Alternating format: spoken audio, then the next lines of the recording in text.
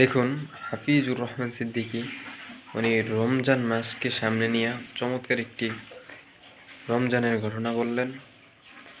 তো আমি বেশি দেরি না করে সরাসরি হুজুরের কথাগুলো শুনে আসি। আল্লাহর এক বান্দা গরিব মুসলমান নফল রোজা রেখেছেন, ঘরের সবাই মিলে রোজা রেখেছেন বাচ্চা সহ, কিন্তু কপাল খারাপ। সন্ধ্যা হওয়ার আগে টেনশনে পড়ে গেল, ইফতারি করার কোনো টাকা নেই, কি করব? আল্লাহর বান্দা পেরেশান হয়ে গেলেন, কোন মুসলমান ভাইয়ের কাছে গেলে একটু টাকা আমি পাইবো, আমার একটু ধার দিবে, আমি আদায় করে দিব। চিন্তা করে দেখলো, হ্যাঁ আমার এক বন্ধু মুসলমান আছে, তার কাছে যাই। গরিব মুসলমান রোজাদার মুসলমান ধনির বাড়ি গিয়া কয়, ও আল্লাহর বান্দা, আমি বড় গরিব মানুষ, আমি এক গ্লাস পানি দিয়া স্ত্রী সহ ইফতার করতে পারবো, কিন্তু আমার সন্তানেরা রোজাদার, ওদের মুখের সামনে দিতে না পারলে কলিজায় বড় আঘাত। তো কি হইছে? বলে, আমারে কিছু টাকা যদি আপনি ধার দেন, আমি ইফতারির আয়োজন করব, আমাকে একটু সময় দিলে আমি আপনার টাকা আবার পরে আদায় করে দিব। আল্লাহর বান্দা অহংকারী মুসলমান বলে, যাও, তোমাকে একটা টাকাও দেওয়া হবে না। দূর করে দিলেন গালি দিয়া। মুসলমান বিদায় বেলা চোখের পানি ছেড়ে কান্না করে করে রাস্তা দিয়া বাড়ি যায় আর বলে, আল্লাহ, তুমি এমন গরিব বানাইছো, আজ আমি বাচ্চার সামনে কেমন করে হাসি মুখ দেখাবো? ইফতারি করার কোন আয়োজন নাই। আমি তো এক গ্লাস পানি দিয়ে আমার স্ত্রীর নিয়ে ইফতারি করতে পারবো, কিন্তু বাচ্চাগুলোরে কিছু না দিলে তো আমি কষ্ট পাবো। আল্লাহর বান্দা চোখের পানি ছেড়ে কান্না করে আর বাড়ির দিকে আগায়। হঠাৎ করে একটা বিধর্মীর সাথে মোলাকাত হয়ে গেল। বিধর্মী ভাই ডাক দিয়া কয়, মুসলমান ভাই কেন কাঁদো? বলে, তুমি শুনে লাভ? বলে, হ্যাঁ বলো। বলে, এই হালাত আমার মুসলমান ভাই টাকা দেয় নাই। দেয় নাই তো ভালো, কিন্তু গালাগালি করে ধমক দিয়া কত বাজে কথা বলে তারাই দিয়েছে। বিধর্মী আল্লাহর বান্দা বলে, যদি মনে কোনো কষ্ট না নাও, আমি তোমার ইফতারির টাকা দিব, পারলে তুমি আমাকে দিয়া দিও, না পারলে কোনো দাবি নেই, যাও তুমি টাকা নিয়ে যাও। লোকটা চিন্তায় পড়ে গেল, আমি কি করব? কিন্তু নিরুপায় হইয়া যখন বিধর্মীর রিকোয়েস্টে টাকা নিয়ে ইফতারির আয়োজন করলো, সন্ধ্যাবেলা ইফতারির সময় বাচ্চাদের নিয়ে মোনাজাত করলো, হে আল্লাহ, আমি কি দোয়া করবো এই বিধর্মীর জন্য? মুসলমান তো টাকা দিল না, বিধর্মীর জন্য আমি কি দোয়া করব? তবে এতটুকু করি, হে আল্লাহ, তুমি দয়ার নজরে, আমি তো বেঈমানি করতে পারি না, যে উপকার করলো তার তো শুকর আদায় করতে হবে। আমি এতটুকু দোয়া করি, তুমি তার সিনার মধ্যে হেদায়েতের নূর দান করে দিও। আল্লাহর বান্দা ইফতারির সময় দোয়া কবুলে এই দোয়া করিয়া ইফতারির আয়োজন কমপ্লিট করে রাত হয়ে গেল। গভীর রাতে সবাই ঘুমায়। এরে চট্টগ্রামের ধনী মুসলমান, ভালো করে শুনো, আজকে তোমার টাকা কুকুরে খায়, কিন্তু তোমার বাড়ির পাশে কত গরিব একবেলা ভালো খানা খেতে পারে না। তোমার টাকা কত বাজে কাজে যায়, অথচ মাদ্রাসায় কত ছাত্র কোরআন পড়ে, এই শীতের মধ্যে একটা কম্বল কেনার টাকা নাই, একটা শীতের পোশাক কেনার টাকা নাই। তুমি যদি বলতা, ও কোরআনওয়ালা ছাত্র ভাই, আমি তোমার কম্বলের টাকা দিয়ে দিলাম, তোমার শীতের পোশাক কিনে দিলাম, ওই বাচ্চাটা রাত 10টার পরে ঘুমাইয়া আবার আজানের আগে উঠিয়া ওযু বানাইয়া ঠান্ডা পানি দিয়ে ওযু করে কোরআন তেলাওয়াত করে, নামাজ পড়ে দোয়া করবে, আল্লাহ, যেই বান্দা আমার উপকার করলো, তুমিও তার একটু উপকার করিও। এই বান্দার দোয়া তো কখনো খালি ফেরত যাবে না, কারণ তোমার আমার জবানে গালি আছে, কোরআনওয়ালার জবানের মধ্যে গালি নাই। ওই তালিবুল ইলমের জন্য সমস্ত দুনিয়ার মাখলুকাতেরা দোয়া করে, ওই বান্দা শুকর আদায় করে দোয়া করলো। রাতের বেলা সবাই ঘুমায় গেল, বেদিন ঘুমাইলো, মুসলমান ঘুমায় গেল। হঠাৎ করে যেই মুসলমান অহংকারী গরিবের লাথি মেরে তাড়ায় দিল, টাকা দিল না, বাজে কথা বলল, ওই মুসলমান অহংকারী ঘুমের মধ্যে স্বপ্ন দেখতেছে কিয়ামত কায়েম হয়েছে। কিয়ামতের ময়দানে মানুষগুলো গলা কাটা মুরগির মতো চিল্লায়, উপরে সূর্যের গরম,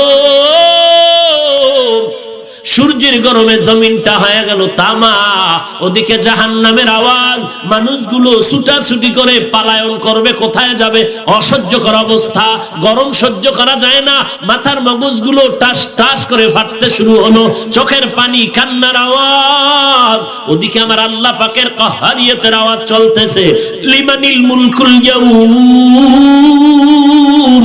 লিল্লাহিল ওয়াহিদিল কাহ্হার। হাসরের ময়দানটা যেন থরথর করে কাঁপতেছে। ওই মুসলমান বলে, আমি স্বপ্ন দেখিয়া দৌড়াইতেছি, কই একটু আমি আশ্রয় পাই, সূর্যের গরম সহ্য করতে পারি না। হঠাৎ করে তাকায় দেখলাম হাসরের মাঠের এক কিনারে একটা সুন্দর স্বর্ণের বিল্ডিং দেখা যায়। আমি দৌড়াইয়া চলে গেলাম বিল্ডিং এর মধ্যে একটু আশ্রয় নেওয়ার জন্য। গিয়ে দেখলাম তালা লাগানো, দারোয়ান ফেরেশতা বসে আছে। বললাম, ওরে দারোয়ান, একটু দরজাটা খুলিয়ে দে, এই হাসরের কষ্ট সহ্য করতে পারি না। দারোয়ান ডাক দিয়া কয়, এটা তোমার জন্য বানানো হয়নি। বলে, এই তালার চাবি কে পাইবে? বলে, দুনিয়াতে যারা গরিবের সাহায্য করেছে তাদেরকে আল্লাহই চাবি দিবে। মুসলমান অহংকারীটা ঘুম ভেঙ্গে হতাশ হয়ে গেল। দেখলাম কি হলো, কি দৌড়াইয়া গরিব মুসলমানের বাড়িতে হাজির। মুসলমানের গিয়ে কয়, মাফ করে দে, কত টাকা চাও? বলে, এখন আর হবে না, 1 টাকাও চাই না, টাকা লাগবে না। বলে, গতকাল ইফতারির কেমনে আয়োজন হয়েছে? বলে, শুনে কি লাভ হবে? বলে, বলো। বলে, আমার এলাকার পাশে এক বিধর্মী আমার ইফতারির আয়োজনের টাকা দিয়েছে। বলে, টাকাটা তুমি ফিরায় দাও। বলে, আমি পারবো না, সে টাকা নিবে না বলেও আওয়াজ দিয়েছে। মুসলমান পাগলের মতো দৌড়াইয়া বিধর্মীর বাড়ি চলে গেল। অহংকারী বিধর্মীরে গিয়ে কয়, ভাই, গতকাল তুমি নাকি মুসলমানের ইফতারির টাকা দিয়েছো, নাও, তোমার টাকা বাড়ায় যা চাও আমি দিতে রাজি। বলে, কারণটা কি? আমি এখন টাকা নিব না, নেওয়ার জন্য আমি তো উদ্গ্রীব হই না, আমি টাকা নিতেও চাই না, পারলে দিবে, না পারলে নাই। বলে, নাও। বলে, না, এত পাগল হয়েছো, এই পাগলটা যদি কালকে হইতি কপাল খুলতো। এখন বিল্ডিং দেখা পাগল হয়েছো, এখন আর ওই বিল্ডিং তোমার কপালে আর নাই। মুসলমান আরো আশ্চর্য হয়ে গেল। বিল্ডিং দেখলাম আমি, বিধর্মী কেমনে ঘরের মধ্যে? খবর পাইল হাসরের মাঠে। এই বিধর্মী ভাই, কেমন করে খবর পেয়েছ? বিধর্মী ডাক দিয়ে কয়, আর আমারে বিধর্মী কয়ে ধাক্কা দিস না রে মুমিন। এই মুমিন ভাই, আমি রাতের বেলা যখন ঘুমায় গেছি, ওই ইফতারির আয়োজন করিয়া আমি দিলটা বড় খুশি হয়ে গেছে। জানি না সে আমার জন্য কি দোয়া করেছে। রাতের ঘুমের ঘরে আমি তাকাইয়া দেখি মদিনার পয়গম্বর হাজির। মায়ার নবী এসে আমার সামনে এসে আমার হাতটা ধরে কয়, আর ঘুমাইয়া থাকিস না, ও জাহান্নামের আগুনে কেমন করে তুই জ্বলবি। আমারে মায়ার নবী হাত ধরিয়া কালেমা পড়াইয়া হাতটা ধরিয়া কয়, দেখ তুই গরিবের কি সাহায্য করেছো, আমার আল্লাহ এত খুশি। তাকায়া দেখ, মরণের পর আল্লাহ তোর জন্য একটা সুন্দর বিল্ডিং বানায় রাখছে, বালাখানা। এরে যুবক, অহংকারী করিস না। এলেমের বড়াই, আমলের বড়াই করে কি লাভ? সাহাবায়ে কেরামের মতো তো আমল তুমি আমি করতে পারি না, তাদের মতো এলেম তোমার আমার নাই, তাদের মতো তাকওয়া তোমার আমার নাই, তাদের মতো তাহাজ্জুদ তোমার আমার নাই, তাদের মতো এলেম আমল তোমার আমার নাই, তাদের মতো বড় মুহাদ্দিস জমিনে কেউ হবে না, হয় নাই, তাদের মতো বড় মুফাসসির কেউ নাই, হবেও না, তাদের মতো তাকওয়ালা কেউ নাই, হবেও না। এরপরে তাকায়া দেখো, সাহাবায়ে কেরামের মধ্যে আবার 10 জন সাহাবা জান্নাতের সুসংবাদ পাইলেন। 1 নম্বরে আবু বকর, এরপরে ওমর, ওসমান, আলী রাদিয়াল্লাহু আনহুম আজমাইন। এদের ইতিহাস তাকাও। 10 জন সাহাবা জান্নাতের টিকিট পাওয়ার পর নামাজে দাঁড়ায় সারা রাত কান্নার আওয়াজ। কান্নার একটাই কারণ, কবরে আমার কি উপায় হবে, এই জন্য কান্না। ওসমানের কান্না দেখে সবাই পাগল, কবর দেখলে হাউমাউ করে কান্না করে। কারণ সাদা কাপড়ের মধ্যে যখন তোমাকে আমাকে ঢুকাইয়া দেওয়া হবে। সাদা কাফনের বাসিন্দা যখন হয়ে যাব, কে পীর, কে মুরিদ, কে শিক্ষক, কে ছাত্র, কে ইমাম, কে মুক্তাদি, কোনো ভেদাভেদ নাই। কারণ আমার কপালেও লেখা নাই আমি শিক্ষক। কে আলেম, কে মুহাদ্দিস, কে মুফতি সাহেব, সাদা কাফনের মধ্যে লেখা থাকবে না। জানাজার কোয়ালিটি শেষ করিয়া ওই খাটিয়া কাঁদে নিয়ে যখন কবরের মধ্যে শুয়াইয়া বিদায় হয়ে যাবে, সবার কাছে দুইজন ফেরেশতা তিনটা প্রশ্ন নিয়ে হাজির হয়ে যাবে। রবের পরিচয় দাও, ধর্মের পরিচয় দাও, রহমাতুল লিল আলামিনের পরিচয় দাও। কাউকে জিজ্ঞাসা করা হবে না তুমি কোন দলে ছিলে, তুমি কোন পীরের মুরিদ হয়েছিলে বলো, তুমি কোন মাদ্রাসার ছাত্র হয়েছিলে বলো, তুমি কোন রঙের টুপি পরেছো বলো। এগুলো কোনো প্রশ্ন করা হবে না। তিনটা প্রশ্ন, রবের পরিচয় দাও, ধর্মের পরিচয় দাও, রহমাতুল লিল আলামিনের পরিচয় দাও। তারাই কবরে গিয়া জবাব দিতে পারবে। যারা দুনিয়াতে রবের গোলামির রশিটা গলায় লাগাইছে, এরা কবরে গিয়া বলবে রব্বি আল্লাহ, আমার একমাত্র রব হলেন আমার আল্লাহ। আমি আল্লাহকে বেজার করে কোনো কাজ আমি করি নাই। আমি আল্লাহর রাজির বাইরে কোনো দিন কি দিন আল ইসলাম, আমার ধর্ম একমাত্র ইসলাম। ইসলাম ছাড়া কোন ধর্মের চিন্তাও অন্তরে আনি নাই। এরপরে আমার মায়ার নবীকে দেখায় বলবে চিনো, হ্যাঁ ইনি তো আমার সেই মায়ার নবী, যেই নবীকে দেখার কত কান্না করেছি, দেখার জন্য পারি নাই। আলেম ওলামাদের মহব্বতে নবীর আদর্শের টুপি পরেছি, দাড়িটা লম্বা করেছি, মাদ্রাসায় লেখাপড়া করেছি। কত মানুষ কত বাজে কথা বলেছে, মাদ্রাসায় পড়ে লাভ নাই, টুপি পরে লাভ নাই, এরপরও ফালাই নাই। ওই নবী তো আমার আপন। আল্লাহ অর্ডার করবে, আর কষ্ট দিও না, তাড়াতাড়ি কবরে জান্নাতের বিছানাটা বিছায়া দাও। পক্ষান্তরে যারা কবরে গিয়ে জবাব দিতে পারবে না, কারণ রবের গোলামি করে নাই, ইসলাম ধর্ম পালন করে নাই, আর নবীর সুন্নতের খবর নাই, মাথার চুলগুলোর মধ্যে নবীর সুন্নত ছিল মানে নাই। নবীর সুন্নত উম্মতের জন্য বড় নেয়ামত, যেই সুন্নতের আদর্শের মতো পবিত্র আদর্শ জমিনে কারো নাই। আঙ্গুলের নখগুলো কাটার মধ্যে নবীর সুন্নত ছিল মানে নাই, চুল কাটার মধ্যে রাখার মধ্যে নবীর সুন্নাত ছিল, উম্মতেরা মানে নাই। বান্দা জুতা পরিধানের মধ্যে নবীর সুন্নাত ছিল মানে নাই। মসজিদে ঢুকতে সুন্নাত, বের হতে সুন্নাত মানে নাই। বাথরুমে ঢুকতে সুন্নাত, বের হতে সুন্নাত মানে নাই। নবীর সুন্নাত না মানার কারণে ওই বান্দা হাসরের ময়দান কবরে যাওয়ার পরে তো নবীকে চিনবে না, শুধু একটা আওয়াজ দিবে, লা আদ্রি, লা আদ্রি, আমি কিছুই জানি না। আল্লাহ তাআলা কুদরতি আওয়াজ দিয়ে বলবে, এরে ফেরেশতা, আর বান্দারে সুযোগ দিয়া লাভ নাই। এই বান্দারে আমি দুনিয়াতে কম সুযোগ দেই নাই।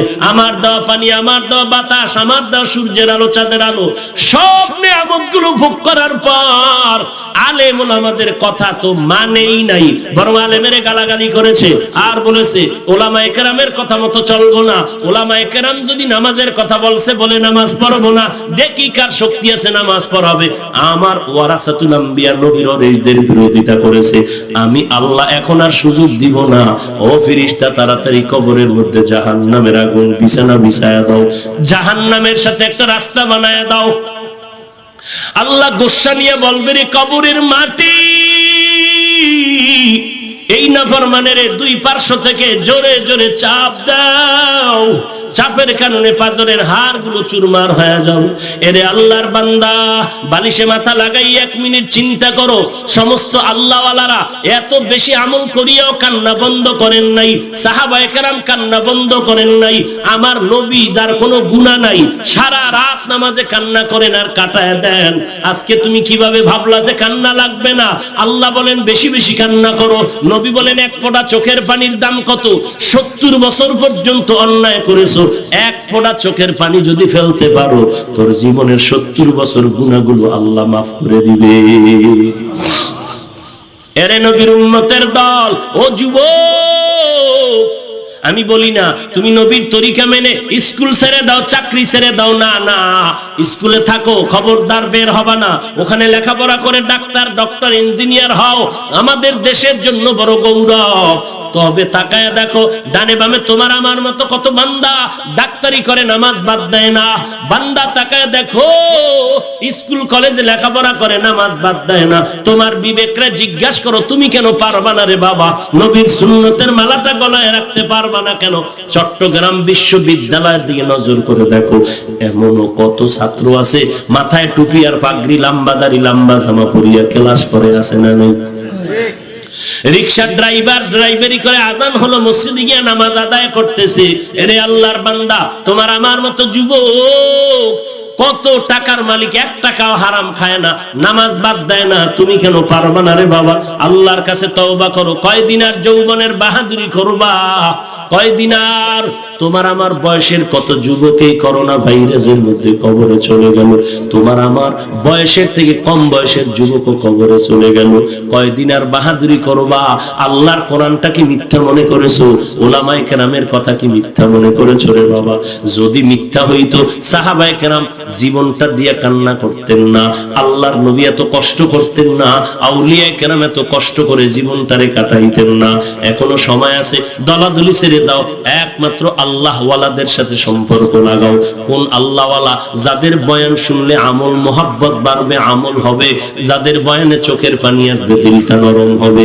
আল্লাহর কাছে কান্না করো, তৌফিক চাও, হে আল্লাহ জীবন চলে যাবে, আর কোনোদিন নামাজ ছাড়বো না, বেপরদায় চলবো না, ওলামায়ে কেরামের বিরোধিতা করবো না, লেখবো না, জবানে কিছু বলবো না, নবীর তরিকার বাহিরে চলবো না, সহিভাবে কোরআন শিখবো, 5 বেলার নামাজ আদায় করবো, মা বাবার খেদমত করে দোয়া নিব, নবীর তরিকা মতে চলবো, কোনদিন দেশের বিরুদ্ধে জাতির বিরুদ্ধে কোনো ষড়যন্ত্রে লিপ্ত হব না।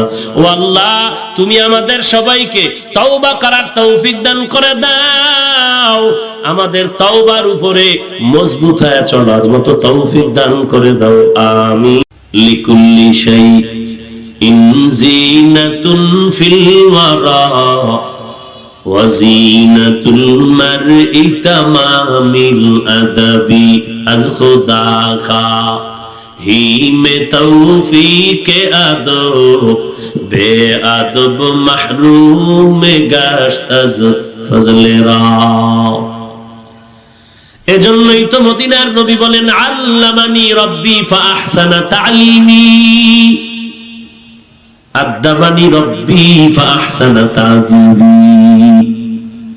আল্লাহ আমাকে ইলম দান করেছেন, শিক্ষা দিয়েছেন। আল্লাহর দেওয়া শিক্ষা দেওয়া কত ইলম, কতই না সুন্দর। আল্লাহ আমাকে আদব শিক্ষা দিয়েছেন, আল্লাহর শিক্ষা দেওয়া আদবটা কতই না সুন্দর। আজ আমি মুহাম্মাদের আদবওয়ালা আদর্শের কারণে বেঈমানেরা আমার সাথে তর্ক করে না, আমার হাঁটার হালাতটা দেখে পর্যন্ত বেঈমান পাগল হয়ে যায়। আমার বসার আদব দেখে কত বেঈমান নরম হয়ে যায়। আমি মুহাম্মাদের চাহনি দেখলো মানুষের দিলের মধ্যে আকর্ষণ সৃষ্টি হয়। আমি মুহাম্মাদের ব্যবহারের দ্বারা দুশমন পর্যন্ত পাগল পাড়া হয়ে যায়। কারণ আমি মুহাম্মদকে আদব শিক্ষা দিয়েছেন আমার আল্লাহ।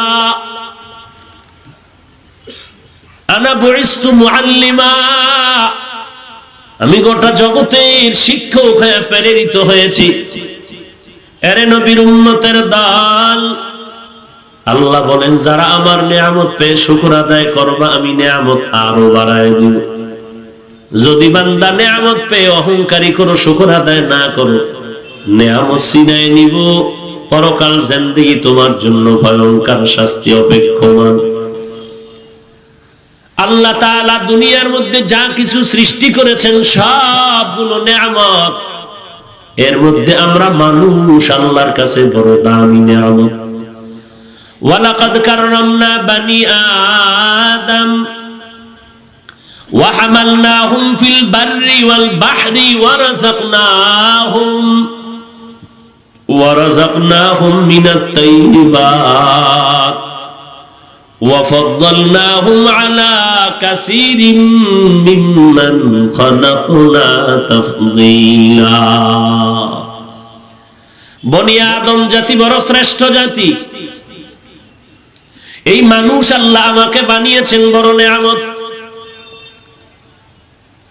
আমি কোনদিন বলি না আল্লাহ তুমি আমাকে মানুষ বানাও, আদমের আওলাদ হতে পেরে আজ আমি ধন্য হয়ে গেলাম। আল্লাহ আমাকে মানুষ না বানায় যদি ভিন্ন কোনো প্রাণী বানাইতেন কিছু করার ছিল না রে নবী। আল্লাহ দয়ার নজরে আমাকে চাওয়া ছাড়াই মানুষ বানানোর পরে আজ তাকায় দেখি কত বেঈমান, কত হিন্দু, কত ইহুদি, কত খ্রিস্টান, কত বৌদ্ধ মুসলমানের ব্যানারে এসে কালেমা পড়ে। আল্লাহ কত দয়াময়, আমাকে আল্লাহ দয়া করিয়া এই মুসলমানের ঘরে পাঠায় দিলে। কত বান্দা আফসোস করে আমি আখিরি নবীর উম্মত হতে পারলাম না। আল্লাহ আপনাকে আমাকে আখিরি নবীর উম্মত করে পাঠাইলেন। গোটা জগতের জন্য আমার নবী বলে বড় নেয়ামত। এমন একজন নবী আল্লাহ আমাদেরকে দান করেছেন যে নবীর মতো কোন নবী নাই। যেই নবী আমার আল্লাহ এত মুহাব্বতের বন্ধু। ঈসা নবী আল্লাহর বন্ধু, মুসা নবী আল্লাহর বন্ধু, ইব্রাহিম নবী আল্লাহর বন্ধু, মুহাম্মদ আল্লাহর বন্ধু। আম্বিয়া কেরাম আমার আল্লাহ পাকের আশিক। আর আমার আল্লাহ বলেন আমি আল্লাহ নিজেই আমি মুহাম্মদের আশিক। जहाँ तक है रबूबियत खुदा का वहाँ तक है नबूवत मुस्तफा का। আমি আল্লাহ হলাম রব্বুল আলামিন, আমার বন্ধু মুহাম্মদের বানায় দিলাম রাহমাতুল লিল আলামিন। গোটা জগতের জন্য আমি আল্লাহ রব, আমার বন্ধু মুহাম্মদ হলেন রহমত। এরে বান্দা আমি আল্লাহ তোমাকে এত পরিমাণ নিয়ামত দান করলাম, ইন তাউদ্দু নি'মাতাল্লাহি লা তুহসুহা। গণনা করেও বান্দা তুমি নিয়ামত শেষ করতে পারবা না। আল্লাহ আমাকে মানুষ বানাইছে, সব আমার আল্লাহর দেওয়া, আমার কিছুই নেই। আসলে আমি চাপার জোরে বলি সব আমার। আমার বাড়ি, আমার গাড়ি, আমার টাকা, আমার পয়সা, আমার কণ্ঠ, আমার বয়ান, আমার ভক্তবৃন্দ, এগুলো কিচ্ছু না, সব আমার আল্লাহর দেওয়া। একজনকে ভালোবাসা আর কাউকে হিংসা বা ঘৃণা করা, কাউকে মোহাব্বত করে বুকে লাগানো আর কাউকে লাথি মেরে দূরে সরানো, ঘৃণার সাথে। এই যে অবস্থাটা, এর সম্পর্ক কি আমার বডির সাথে না কলবের সাথে? একজনের আমি মোহাব্বত করি, তার সম্পর্ক তো কলবের সাথে। একজনকে আমি মোহাব্বত করি না, তাও সম্পর্ক কলবের সাথে। আর এটা তো ভালো করে আপনারা জানেন, কলব আমার আল্লাহ তাআলার কুদরতের হাতে। অতএব এই কলবের মধ্যে কারো প্রতি মায়া মোহাব্বত তৈরি করা, আবার ঘৃণা জমানো আমার আল্লাহর কাজ। আজ এখানে এত মানুষ হাজির হয়েছে, আমি বান্দার কারণে হয়েছে। মনে করলে আমার কপাল পুড়ে যাবে, শুকর আদায় হবে না, অকৃতজ্ঞ নেমক হারামি হবে। এরে নবীর উম্মতের দল, এখানে মানুষগুলো কেন আসছে? একমাত্র আল্লাহর মুহাব্বত, নবীজির আদর্শের আকর্ষণ। কারণ আমি যদি আপনাদের 5 মিনিট জিকিরে লাগাইয়া চেয়ার নিয়ে আমি একা বাইরে চলে যাই, পর্দার আড়ালে 5 মিনিট পরে আসি, 5 মিনিট পরে এসে আমি কণ্ঠ বাজায় টান দিলাম বয়ানের, 5 মিনিট পরে এসে যখন টান দিব দেখবো ময়দানে মাইকওয়ালা ছাড়া কেউ থাকতে চাইবে না। কি হইল 5 মিনিটে? ঝামেলা কি হইল? ঝামেলা হয়ে গেল। আমার মাথার মধ্যে মদিনার আদর্শের টুপি ছিল, আমি ফালায় ক্যাপ লাগায় দিছি। আমার বডির গলার মধ্যে মদিনার পাগড়ি ছিল, ফালায় দিয়া বেঈমানের টাই লাগাইছি। আমার বডির মধ্যে মদিনার পোশাক আমি ফালায় দিয়া শার্ট প্যান্ট পরেছি। আমি বান্দা আগের মতোই ঠিক আছি, কণ্ঠ ঠিক আছে, টান একালি বাড়ায় দিলাম। এরপরও কেন মানুষ থাকবে না? কারণ কি? যারা প্যান্ট শার্ট টাইয়ের গোলাম হইয়া জমিনের মধ্যে বাহাদুরি করে, তারাও বুঝলাম না হাফিজ ভাইয়ের উপরে না জানি কোন গজব শুরু হয়ে গেল। ওরে বাবা, কারণটা কি জানো? একমাত্র কারণ হলো আমার বয়ানও ঠিক আছে, টানও ঠিক আছে, কণ্ঠ ঠিক আছে, এরপরেও কেন মানুষ চলে যাবে, থাকবে না? একমাত্র কারণ হলো এটা আমার ব্যক্তিগত কোনো ক্রেডিট না, এর পেছনে আছে মদিনার নবীর আদর্শের আকর্ষণ। তো আমি বাহাদুরি করি কেন? আমার কণ্ঠ কত সুন্দর। ওরে কণ্ঠ কি আমার বাবা দিছে না আল্লাহ দিছে? তো বাহাদুরি কি আছে? আবার হিংসা করি, দূর একটা কণ্ঠ আছে।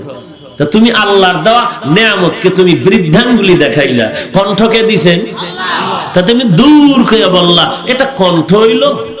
আর কণ্ঠ ছাড়া আছে কি? আল্লাহ যা দিছে তুমি আর কি দিতে চাও? কণ্ঠ ছাড়া আছে কি? আল্লাহ দিছে কি?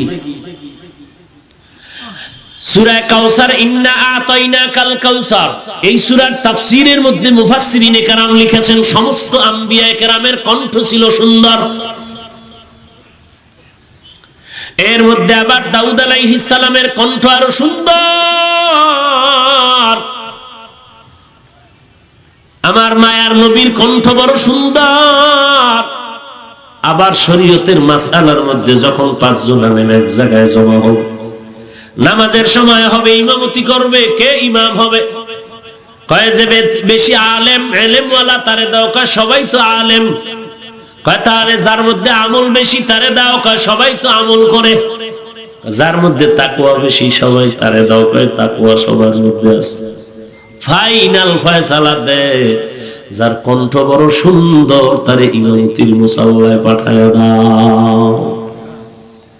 ওই বান্দা কোরআনের তেলাওয়াত করবে, তিনিও চোখের পানি ঝরবে আর উম্মতের চোখের পানি পড়বে।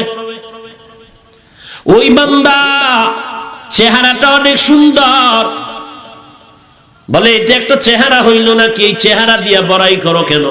বান্দা তুমি চেহারা তো আল্লাহ দিছে, তুমি কেন হিংসা করো? তুমি বান্দার চেহারারে হিংসা করো না, আমার মাওলার নিয়ামতের বিরুদ্ধে আঙ্গুলি দেখাইছো। কত বান্দা ফকির থেকে ধনী হয়ে কষ্ট করে করে কাজ করে ধনী হলো, বিল্ডিং করলো। আবার এক বান্দা বাবার টাকার পুঁজি খাটাইয়া ফকির হয়ে গেল, টাকা পয়সা শেষ। তো ধনী বানাইছেন আল্লাহ, গরিব বানাইছেন আল্লাহ। তুমি যদি বান্দা হিংসা করো, ধনী হইল কেন? মূলত তুমি পরোক্ষভাবে আমার আল্লাহর নিয়ামতকে অস্বীকার করেছো। কারণ টাকা দেওয়ার মালিক আল্লাহ, ধনী বানানোর মালিক আল্লাহ, ইজ্জত দেওয়ার মালিক আল্লাহ। আল্লাহর নিয়ামতের শুকর আদায় করলা, আজিদান্নাকুম, আমি আরো বাড়ায় দিব। এই জমিনের মধ্যে মানুষের সবথেকে বড় নিয়ামত হলো দ্বীনের হেদায়েত। এই জন্যই তো প্রত্যেক নামাজের প্রত্যেক রাকাতেই তো আমরা পড়ি ইহদিনাস সিরাতাল মুস্তাকিম। আয় আল্লাহ, আমরা জান্নাতে সহজভাবে যেতে চাই, পথ দেখাও। সিরাতাল্লাযীনা আন'আমতা আলাইহিম, যাদেরকে তুমি হেদায়েতের নিয়ামত দিয়া পরিপূর্ণ করে দিয়ে কাছে টেনেছো, তাদের পথ দেখাও। তারা কারা? ওমাই ইউতিল্লাহা ওয়ার রাসূল ফাউলাইকা মাআল্লাযীনা আন'আমাল্লাহু আলাইহিম মিনান নাবিয়্যিনা ওয়াস সিদ্দীকিন ওয়াশ শুহাদাই ওয়াস সালিহিন ওয়া হাসুনা উলাইকা রাফিকা। নবীগণ, সিদ্দিকগণ, শহীদগণ, সালেহগণ উম্মতের জন্য বড় নিয়ামত। আমি জাহান্নামের পথে চলতেছিলাম, উলামায়ে কেরাম আমারে টান মারিয়া জান্নাতের পথে নিয়ে আসছে। উলামায়ে কেরাম উম্মতের জন্য বড় নিয়ামত। উলামায়ে আহলে হক উম্মতের নিয়ামত, আম্বিয়ায়ে কেরাম উম্মতের জন্য নিয়ামত, সাহাবায়ে কেরাম উম্মতের জন্য নিয়ামত, শুহাদায়ে কেরাম উম্মতের জন্য দুনিয়াতেও নিয়ামত, কিয়ামতের দিনও নিয়ামত। কারণ আম্বিয়ায়ে কেরাম সুপারিশ করে উম্মতের জান্নাতে নিবে। উলামায়ে কেরাম, শুহাদায়ে কেরাম কিয়ামতের ময়দানে কঠিন সময় উম্মতের মুহাব্বতে মায়া করে আল্লাহর ওয়াদারে সুপারিশ করে জান্নাতে নিয়ে যাবে। এই উলামায়ে কেরামের অনুসরণে বান্দা জীবনটা গড়াও। ও যুবক,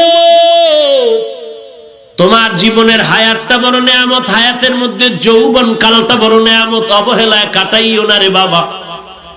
তুমি লেখাপড়া করে বাংলাদেশের ডিসি হও, আসসালামু আলাইকুম, কলিজা দিয়া দোয়া করি তোমার জন্য, তুমি এসপি হয়ে যাও। স্কুল কলেজে পড়ে তুমি চট্টগ্রামের, ঢাকা, বাংলাদেশের সুনামধন্য একজন ডাক্তার হয়ে যাও, কলিজা ভরে দোয়া করি। কিন্তু বাবা, এই দোয়া নিয়ে তুমি যদি সুনাম সুখ্যাতির সাথে জীবনটা কাটাইতে চাও, আল্লাহর নিয়ামতের শুকর আদায় কর, সময়টারে নষ্ট করিস না রে বাবা। এই দুইটা চোখ দিয়া আমার আল্লাহর নিয়ামত দেখবি আর শুকর আদায় করবি, খবরদার এই চোখগুলো গুনাহের কাজে ব্যয় করবি না রে বাবা। এই জমিনে কত আল্লাহর বান্দা আছে দুইটা চোখ নাই, পাওয়ার নাই। আল্লাহ যদি তোমারে আমারে চোখ না দিতেন, কেমন করে মোবাইলে নাচ গান দেখতে রে যুবকের দল। আজকে যদি কানের শ্রবণ শক্তি বন্ধ হয়ে যাইতো, কেমন করে মোবাইলের গানের আওয়াজ কানে লাগাইতে রে বাবা। আজকে যদি আল্লাহ হাত একটা না দিতেন আর একটা দিতেন, হাত দুইটা যদি আল্লাহ না করুন বাঁকা হইতো, কেমন করিয়া তুই আলেমের বিরুদ্ধে ফেসবুকে লিখতি? কারো কোনো ফতুয়া লাগবে না, তোর আম্মা জানের থেকে ফতুয়া নে আগামীকাল। আম্মা জান, আমার কপালের মাঝখানে একটা চুমা দাও। কেন? বলে আমি প্রায় এক সপ্তাহ পর্যন্ত আল্লাহওয়ালা ওলামায়ে কেরামের বিরুদ্ধে লিখতেছি ফেসবুকে, চুমা দাও। কারণ এত বড় একটা আকাম করছি, তুমি চুমা না দিলে তো কাজা আদায় হবে না। বলো মা, আমি এমন একটা কাজ করেছি, তুমি তো দোয়া করলে আমার কারো দোয়া লাগবে না, এ জমিনে আমার কারো দোয়ার দরকার নাই। মা, তুমি দোয়া যদি করো আমি সফল। তবে মা শুনো, আমি এই কাজগুলো করেছি যখন দেখি তাবলীগের বিরোধিতা করিয়াও ময়দানে খেলা মজা পাই না, তখন আমি চরমোনাই ধরলাম, সেখানেও এক সপ্তাহ দিয়া লেখা দিয়াও মজা পাইলাম না। এরপরে ঢুকলাম হাটহাজারি, মজা নাই। আবার ঢাকায় ঢুকলাম, দেখি মজা নাই। এইভাবে করে করে দিন রাত চলে যায় আমার, লেখাপড়ার খবর নাই। পরীক্ষার সময় একটু ঠেকায় দায়সারা হয়ে পড়ি, আবার নকল ছাড়া পাস করতে পারি না। আমার জীবনের এখন আপন হয়ে গেল এই মোবাইলের লেখালেখি। আম্মা জান, তুমি বলো কি পরামর্শ দিবা? তুমি যদি বলো ঠিক আছে, আমার আর কেউ ফিরাতে পারবে না, কোন পীর আমাকে ধ্বংস করতে পারবে না, তুমি মা দোয়া করো। আমার দিলের তামান্না, ধারণা, মা যদি আল্লাহ না করুক চূড়ান্ত খারাপও হয়, কোন মা বলবে না তুই মানুষের বদদোয়া নিয়ে জমিনের মধ্যে বেঁচে থাকবি। তোর কাজ না রে বাবা, তুই ডাক্তার হবি, ইঞ্জিনিয়ার হবি, একজন সাংবাদিক হবি, একজন ইঞ্জিনিয়ার, একজন এসপিডিসি মন্ত্রী হবি। জীবনে যা করবি আমি চাই তোর জীবনের উপরে আদর্শের যেন কোনো কালি না থাকে। তুই মানুষের দোয়া নিয়ে থাক, আমি মায়ের এটাই হলো আশীর্বাদের আওয়াজ। লাভ কি বলেন? মানুষ তো লাভের জন্য কাজ করে। আল্লাহ আপনি আমাদেরকে হেদায়েত দান করেন। আমিন। অহংকারী করিও না রে ভাই। কিসের অহংকারী করো? এই জমিনে বড় বড় অহংকার কোথায় গেল তাদের ইতিহাস? টাকা পয়সার ক্ষমতার পাওয়ারের অহংকারী দেখাইয়া নমরুদে টিকতে পারে নাই, ফেরাউন হামান সাদ্দাত টিকতে পারলো না। এমন ঘৃণিত হলো সারা দুনিয়াতে আজকে কোন বেঈমানেও তার নাম নেয় না। যদি বলি মাসে 1 লাখ টাকা দিব মিস্টার ফেরাউন নাম রাখ, রাজি হবে নাকি কোনো বেঈমান? বাঙালি মুসলমান হইতেও পারে, ভয় লাগে, কারণ এই লকডাউনের মধ্যে 1 লাখ টাকা তো কম না। বাঙালিরে কি না করা যায়, একটা সন্তেষ খাওয়ার লোভে পড়িয়া দুর্গা পূজায় গিয়া কি মজার গান গায়। গান গায় গায় ধর্ম যার যার, উৎসব সভা, এমন গান গাইছে যে বিবাহ যার যার, বউ থাকবে সবার। কি ঠিক? একটা গজব, বুঝলো না বুঝলো ফট করে ঠিক কি বউ সবার। এরে নবীর উম্মতের দল, এই যে ফেরাউনের ঘৃণিত, অথচ টাকা পয়সার অভাব নাই, ফকির থেকে ধনী হয়েছিল ফেরাউন। আজকে জমিন পর্যন্ত তার লাশ গ্রহণ করে না। কি হলো তার টাকা? অথচ যার টাকা দিনের পথে চলে, এটা বড় নিয়ামতের শুকর আদায় হয়ে গেল। ওরে সন্তান, তোমার জীবনে তোমার আব্বা আম্মা নিয়ামত, মা বাবার জন্য নেককার সন্তান নিয়ামত। কত আব্বা জান কান্না করে করে কত মাজারে ঢুকলো আর ঘুরলো আর তাবিজ আর তেল ভরা নিল, একটা সন্তান হইল না। আল্লাহ আমাদের যাদের সন্তান দান করেছেন আমাদের জন্য বড় নিয়ামত। এই সন্তানের নিয়ামতের শুকর আদায় করো রে বাবা। কেমনে করবা? মদিনার পয়গম্বর বলেন, ক্বালান নবী সাল্লাল্লাহু আলাইহি ওয়া আলিহি ওয়াসাল্লাম, মান উলিদা লাহু ওয়ালাদুন ফালইউহসিন ইসমাহু ওয়া আদাবাহ ফাইযা বালাগা ফালইউযাওবিজহু ফাইন বালাগা ওয়া লাম ইউযাওবিজহু ফাআসাবা ইসমান ফাইন্নামা ইসমুহু আলা আবিহি। সন্তান যখন ভূমিষ্ঠ হয়, দুনিয়াতে আসে, ও সন্তানের মা বাবার ডান কানে আজান দাও, বাম কানে খবর দাও। কত বড় বেঈমান আর ইহুদি চক্রান্ত! মুসলমানের আজানের ইমানের আওয়াজ যেন কানে ঢুকাইতে না পারে, হসপিটালের মধ্যে আম্মা জানের নিয়ে এমন ভয় দেখায় দিছে, তোমার পেট না কাইটা বাচ্চা বের করার কোনো উপায় নাই। ওখানে গিয়ে সিজারে বাচ্চা প্রসব করানো হয়। ইসলামী হসপিটাল নামের হসপিটালটার মধ্যেও আজানের মুয়াজ্জিন নাই।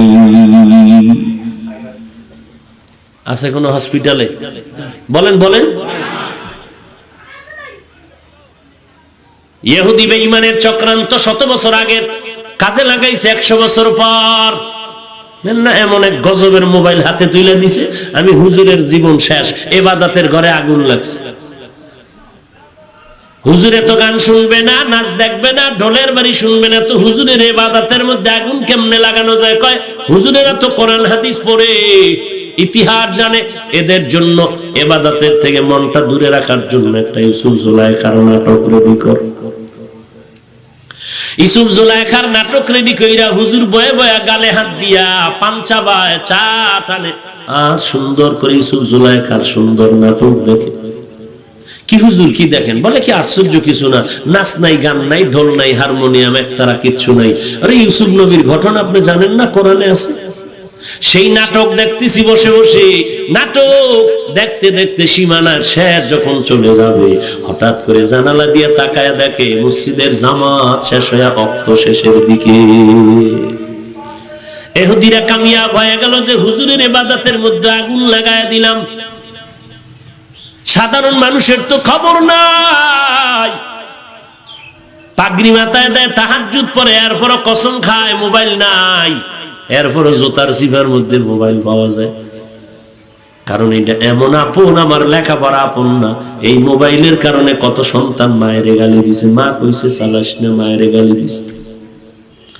শিক্ষক বলছে মোবাইল চালাবি না, ওই ছাত্র শিক্ষকের পারে না, হাত উঠায় বরদোয়া করে। এই মোবাইলের কারণে চোখ শেষ, হার্ট দুর্বল, ব্রেন দুর্বল, আমার বুকটা ব্যথা করে, চোখ ব্যথা করে, মাথা ব্যথা করে, চেহারার লাবণ্যতা দিন দিন নষ্ট হয়ে যাচ্ছে। লেখাপড়ার তো খবর নাই, কেমন যেন বেয়াদব বেয়াদব ভাব ভেতরে এসে গেল। আল্লাহ আপনি আমাদেরকে মাফ করে দেন। নিয়ামতের শুকর আদায় করে হে যুবক, যৌবনটারে নিয়ামত মনে করে কাজে লাগাও। ও আল্লাহর গোলাম, জীবনটারে বিনষ্ট করো না রে বাবা। আল্লাহর নিয়ামতের শুকর আদায় করো। দ্বীনের হেদায়েত বড় নিয়ামত। আল্লাহ নিয়ামত বাড়ায় দিবেন শুকর আদায় করলে, তার মানে বান্দা তোমাকে দ্বীনের উপর ইস্তেকামত করে দিবেন, যেন তুমি লাইনচ্যুত হয়ে না যাও। আল্লাহ কুদরতের হাত দিয়ে তোমাকে হেফাজত করবেন। দ্বিতীয়ত, দুনিয়াতে তুমি মুরব্বির হাতটা ধরে রাখবা। তুমি যদি লাইনচ্যুত হয়ে যাও, পেছন দিয়ে তোমার আলেম তাকওয়াওয়ালা টান দিয়ে তোমাকে ধরে রাখবেন, যেন জাহান্নামের দিকে যেতে না পারো। অহংকারী অন্তর থেকে দূর করে দাও। আমার এলেম, আমার আমল, আমার সব, আমার কিছুই না। আমি আমার যা বলি, আমি চিন্তা করে দেখলাম, বললে এতটুকু বলা যাবে, আমার অস্তিত্ব একটা নাপাক পানির থেকে। এই নাপাক পানির বড়াই করা যাবে, কিন্তু এর পরের থেকে আমার কিছু নাই। আমার মাওলা ফেরেশতা দিয়া এই নাপাক পানিটারে ফেরেশতার কাজে লাগায় 40 দিন রক্ত গোশত হাত দিয়ে একটা মানুষ বানাইলেন, মায়ের গর্ভের অবদান করলেন। আমার এখানে দেওয়ার কিছু নেই, আমার কৃতিত্ব নাই, কিছুই নাই, সব আমার আল্লাহর দেওয়া নিয়ামত।